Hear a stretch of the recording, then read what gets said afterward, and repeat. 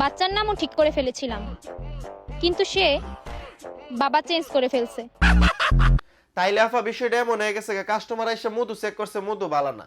এমন টিকে 2-4 কাস্টমার মধু চেক করে গেছে, শেষমেশে একজনরে বুঝায় সুজায় কম দামে ধরাই দিছে। এক্স এসে হুমকি দেয়, জাস্ট ওয়েট অ্যান্ড সি।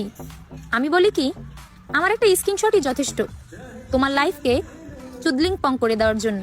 তাইলে আফা জাতি যেটা বুঝতেছে, আপনি অনলাইনে ইমো সার্ভিস দিয়ে মানুষের উপকার করে থাকেন, এই কারণে আপনি তার স্ক্রিনশট দিতে পারবেন। যদি আপনি অনলাইনে ইমো সার্ভিস না দেন, তাইলে স্ক্রিনশট কিভাবে নেবেন? बात तो सही है। সমস্যা না, এই ব্যবসাটা আপনার লেগে ভালোই, অনেক উন্নতি করতে পারবেন। ওইসব প্রেম প্রীতি ছেঁকা খাওয়া তোমাদের জন্যই, আমাদের জন্য ভণ্ডামি ঠিক আছে। আমি কিচ্ছু কইছি না, কমেন্টে কইতাছে খাওয়া মালের ভাব বেশি।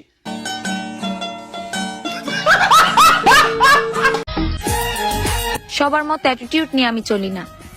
আমারটা তখনই দেখবেন যখন আপনারটা দেখাবেন। না আপা, আমরারটা দেখাইতে পারতাম না, আপনারটা দেখাইতে হইব। কারণ আপনি ইমো সার্ভিস দেন, টিয়া দিব, আপনি দেখাবেন, সমস্যা কি? Don't hit my ego.